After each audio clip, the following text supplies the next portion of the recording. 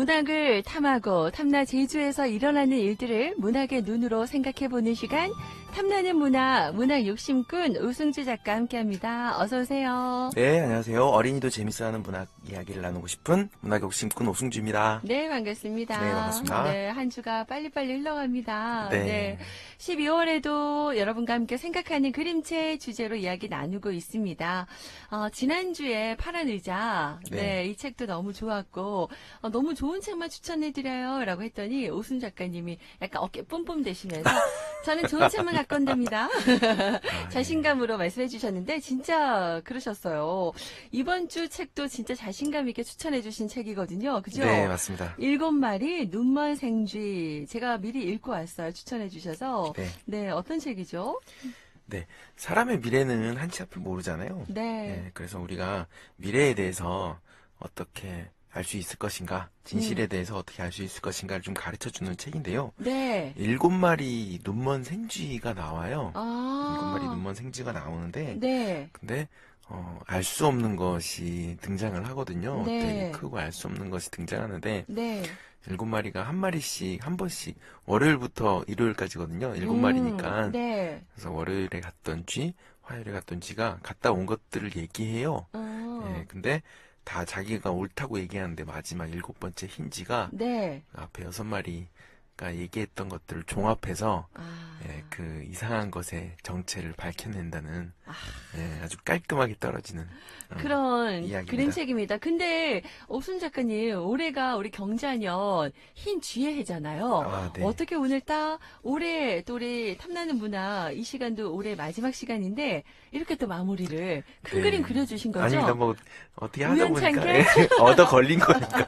뭐 진짜. 제가 그 용이 주도한 사람은 아니니까. 근데 역시 이렇게 늘 이렇게 준비하시고 그러셔서 그런지 오늘 올해 마지막 책인데요. 7마리 눈먼 생쥐에서 마지막에 나오는 흰 쥐가 네. 아주 지혜롭게 이야기를 마무리해 주거든요. 그래서 우리도 한치 앞도 모르는 이 미래 앞에서 이 7마리 눈먼 생쥐가 있는데 그 중에 슬기로운 우리 흰쥐, 겸손을 얘기하는 그 흰쥐의 이야기를 통해 좀 배우게 됩니다. 올해 네, 맞습니다. 경자년 또 흰쥐의 해고 내년이 또 소해해잖아요. 네. 흰 소해해라고 하던데 신축년, 제대로 우리 삶을 신축하는 그런 새해를 준비할 수 있는 책이 될 것 같네요. 네, 맞습니다. 그래요. 그러면 좀 더 궁금해집니다. 이 색깔별로, 컬러별로 이 쥐들이 나오거든요. 주인공들이. 네. 빨강쥐, 초록쥐, 노랑쥐, 보라쥐, 주황쥐, 파랑쥐, 이제 그리고 하양쥐까지 나옵니다. 빨주노초 파남보는 아니고. 그렇네요. 네, 순서가 좀 바뀌는데. 제가 좋아하는 퍼플 쥐도 나오긴 하는데 네, 이 쥐들이 맞습니다. 어떤 이야기들을 하는지 궁금하네요. 네, 우리가 지난주에 파란 의자 하면서 네. 멋쟁이 가족 놀이를 소개를 해드렸잖아요. 네. 그러면서 그 가족 중에서 가장 약한 고리인 막내의 어떤 욕망 이거를 좀 잘 따라가면 네. 가족이 오랫동안 그 행복하게 살아갈 길이 보인다. 네, 이렇게 그 얘기 말씀드렸잖아요. 해주셨었죠. 네. 그거랑 조금 연관해서 생각해 보면 사실 제가 약간 불편한 질문을 하나 드리고 싶은데 어떤 질문이요? 우리가 부모님들이 자녀를 사랑한다 하시잖아요. 그런데 과연 자녀를 사랑하는 것인지 아니면 자녀를 사랑하고 있다는 나를 사랑하는 것인지 이 둘 중에 하나를 한번 생각해보는 시간을 하면 좋을 것 같아요. 왜냐하면 이 7마리 이제 생쥐는 흰쥐를 빼놓고서는 전부 자기 자신에 대한 대단한 자신감에 차 있어요. 그리고 되게 자기중심적으로 생각을 하거든요. 하지만 진실은 그렇지 않은 것과 자기가 옳다고 생각하는 것과 그리고 옳지 않다고 생각하는 것을 좀 합쳐야지 볼 수 있다는 그런 지혜를 줘요. 그래서 자기가 옳다고 6마리가 이제 굉장히 다투거든요. 네, 7번째 쥐는 자기가 옳다고 고집하지는 않고 상대방의 이야기를 좀 경청을 해요. 다 들어줘요. 네. 다 들어주고 상대방이 한 이야기고 하지 못한 이야기를 전부 보는 거죠. 그래서 상당히 수준이 좀 높다고 할 수 있고 그리고 되게 이런 어떤 모습을 갖추기에는 꽤 어려운 것 같습니다.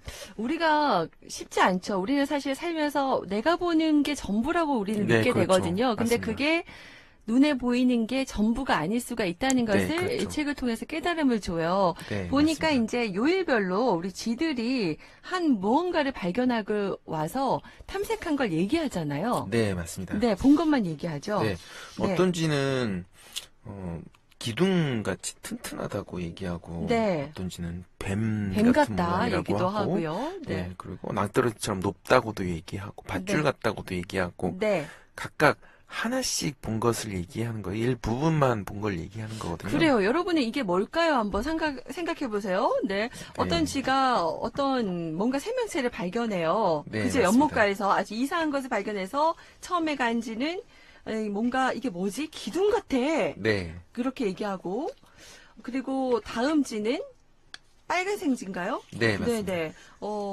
지금 뱀 보니까 같다고. 뱀 같다고 네, 얘기를 하고요. 뱀처럼 이제 네, 뭔가 꼬리가 어, 긴 게 뭐 보였던 맞습니다. 거죠. 그죠? 네. 그리고 또 초록생지도 갔다 오고, 또 노란생지는 이게 뭘까 봤더니, 예, 창처럼 창, 뾰족하고. 창처럼 뾰족한 게 있어. 라고 네. 얘기를 하고요. 뭘까요, 여러분? 그리고 네. 보라색 생지가 또 갑니다. 그리고 그건 뭔가 높은 낭떠러지가 있어. 큰 네. 동물이에요, 여러분. 큰 동물.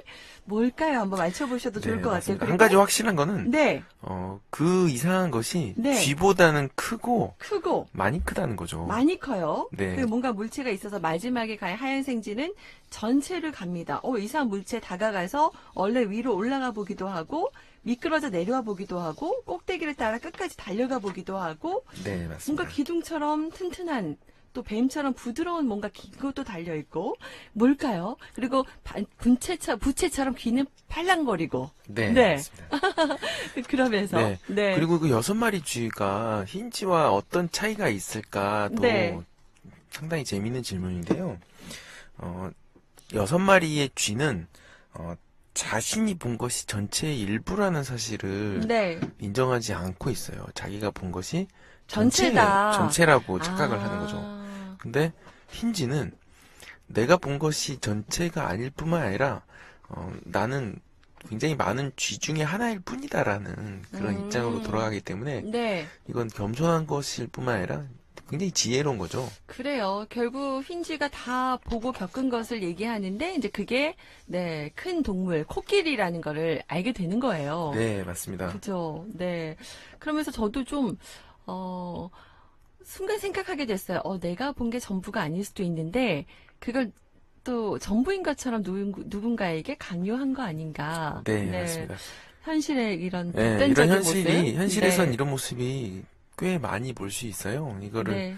독단 혹은 망상이라고 하잖아요. 음, 자신이 본 것을 맞아요. 전체라고 생각하는 것. 그래서 네. 근데 네. 굉장히 중요한 자리에 있는 분, 굉장히 부유하거나 어떤 권력을 가지고 있는 사람이 이런 생각을 한다면 그렇게 그것은 되죠. 상당히 공동체의 불행한 일이 될 거예요. 그래요. 그래서 올해 그 교수들이 연말 되면은 사자성어를 꼽는데 그래서 나온 말이 가지고 오셨네요. 네. 내로남불. 예, 내로남불인데 네. 사자성어로 아시타비. 네. 예, 나는 옳고 나아에서 옳다시 나는 옳고 타이는 그르다 이런 말인데 그래요. 신조어가 꼽힌 건 이번이 처음이라고 하더라고요. 네, 맞습니다. 진짜 올 한해 이런 갈등들이 참 많았죠. 내가 하면 옳고 남이 하면 다 잘못됐다는. 네, 맞습니다. 네, 그래요. 그래서 전부 다 옳은 사람밖에 없으니까 사실은 갈등이라든지 문제가 하나도 해결되지 않은 것 같아요. 우리가 친구랑 싸울 때 화해할 수 있는 방법은 누군가 잘못을 해야 되거든요. 사과도 하고 인정해야 되고. 인정하고 네. 이렇게 했을 때 상대방도 자신이 잘못한 부분에 대해서 한번 찾아보고 인정하고 이러면서 화해할 수 있는데 너는 틀렸고 나는 맞았어. 내가 옳아. 라고 하면 누가 인정을 하고 화해를 하겠어요? 그래요. 우리 현실에서도 이런 부분을 많이 만나게 되는데, 우리 현실에서 6마리밖에 그 쥐, 나만 옳다는 쥐만 있고, 흰쥐가 없다면 얼마나 불행할까라는 생각이 드는데, 왜 우리는 그 흰쥐처럼 크게, 커다랗게 보지를 못할까요? 숲을 네, 보지 못할까요? 저는 이 모습을 좀 유아적이라고 보고 싶어요. 유아적이라고 하면 어린이들에게만 모습이 있을 것 같지만 사실 어른들이나 부모들도 이 유아적인 모습이 꽤 많다라는 모습이 있어요. 저도 사실 그런 모습이 있거든요. 그래서 예전에 공부방을 할 때 어떤 어린이가 굉장히 많이 떠들고 산만하고 그리고 수업이 진행이 안 될 정도로 네. 이렇게 방해를 하는 거예요. 그래서 다른 친구들이 막 저한테 눈치를 주면서 좀 못하게 해라, 제지를 해주세요, 이렇게 했었는데, 네. 그래서 그 친구한테 지금 이렇게 수업이 방해되고 있으니까 이제 그것에 대해서 지적하고 좀 하지 않도록 했더니 세상 억울한 표정으로 내가 뭘 잘못을 했느냐, 난 잘못하지 않았다, 이렇게 말하는데, 그거는 되게 자기 중심적인 것이 좀 극단적으로 나온 건데, 저는 부모님들이나 어른들에게서도 이런 모습이 꽤 많이 있다는 걸 볼 수 있어요. 그래서 주변에 있는 사람들이 흰쥐가 아니라 다른 6마리 쥐인 경우가 많아서, 그래서 문제가 자꾸 해결되지 않고 꼬이기만 경우가 하죠. 많아요. 더 네. 커지기도 하고요. 우리 문화육심꾼께서는 오늘 이 그림책을 통해서 우리 아이들과 함께 우리의 모습도 올 한해 마무리하면서 좀 돌아봤으면 하는 바람으로 또 골라오신 것도 같고요. 네, 또 우리 맞습니다. 사회 전체를 바라볼 수 있는 그런 안목을 가지고 있는 사람들이 더 많아야 되는데 좀 많이 드물다라는 말씀도 하시는 것 같아요. 네, 맞습니다. 쉽진 않아요. 우리 모습도 그렇죠. 그렇고요. 네, 그렇죠. 음, 그리고 반대되는 사람들에게 귀를 기울여서 그 사람의 것을 굉장히 중요하게 경청한다든지 하는 모습이 사실 쉽지 않은데, 그거를 하지 않으면 제주에 있는 산적한 문제들도 좀 해결하기가 좀 어렵다는 생각이 좀 들었는데요. 네. 예, 제가 제주 문제와 관련해서 이렇게 좀 생각을 해보니까 네. 요새 노지감귤 가격이 너무 폭락해서요. 어렵죠. 네. 네.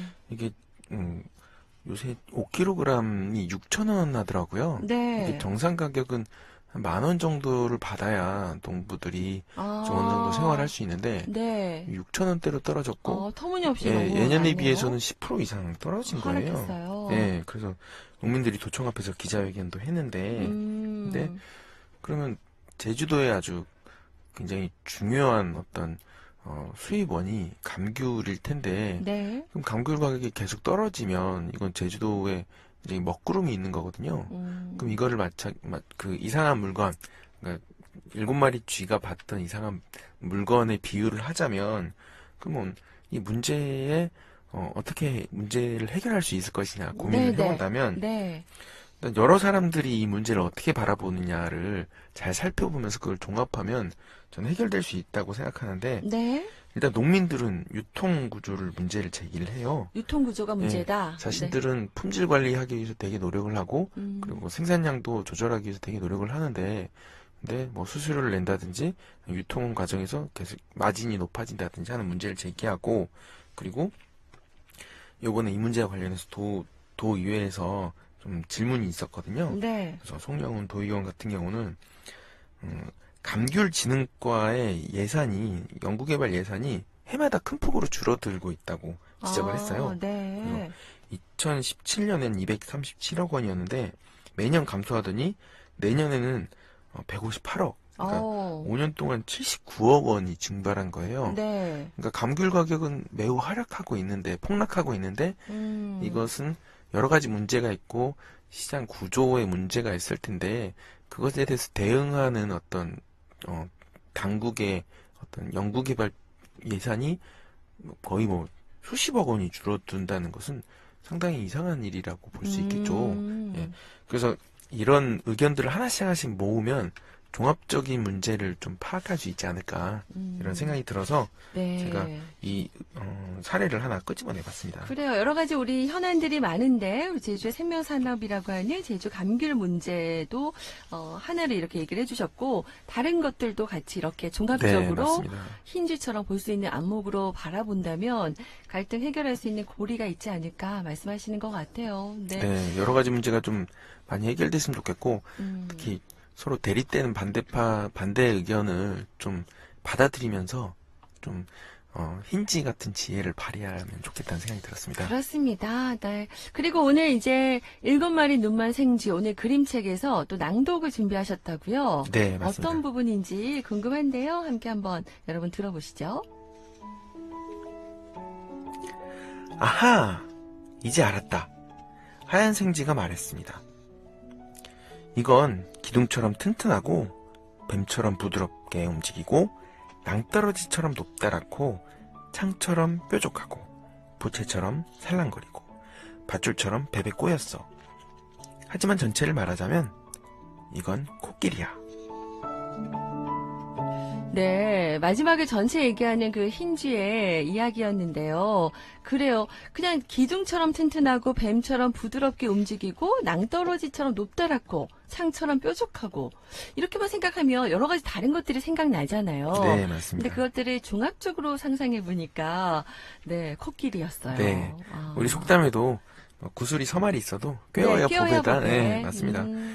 상대방들이 이야기한 것들이 하나의 진실의 일부라고 한다면 그것은 진실과 굉장히 연관성이 있다는 거거든요. 그래서 그거를 하나씩 연결시키면 전체적인 진실을 좀 볼 수 있다고 생각하는데 우리 사회에서 대립되는 그런 의견들에 대해서 매우 공격하고 네. 무시하는 이런 경향들에 대해서 상당히 경종을 울리는 그림책이 아닌가라는 생각이 들었습니다. 그러니까요. 우리가 이 벽을 넘지 못하면 우리는 계속 결국 그 벽 앞에 멈춰 있는 거잖아요. 네, 맞습니다. 네, 벽을 뛰어넘을 수 있는 그런 해결 고리는 서로 함께 상생해야 되는 거, 경청하고 이해해야 되는 마음이라는 네, 거 맞습니다. 다시 한번 느끼게 해주십니다. 자, 올 한해 우리가 또 우리 탐나는 문화 욕심꾼을 통해서 그리고 또 책이 얼마나 우리에게 또 많은 지혜를 주는지도 생각할 수 있는 시간이었고요.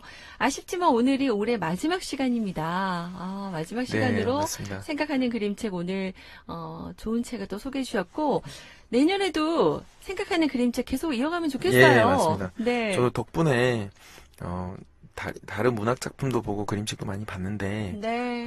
우리 청취자들과 소통하는 매체로서 그림책이 상당히 좋은 것 같아서 네. 저도 계속 배우고 있어요. 준비하면서 계속 안 봤던 관점으로도 좀 보게 되고 그래서 큰 도움을 많이 받았습니다. 그러니까요. 네. 네. 정말 그 한 권의 생각하는 그림책이 또 우리 삶을 변화시킬 수 있는 거 아닌가 싶어요. 내년에도 여러분 기대해 주시기 바라고요. 네. 내년에 신축년에 우리의 삶을 새롭게 신축할 수 있는 좋은 그림책 추천으로 돌아오도록 하겠습니다.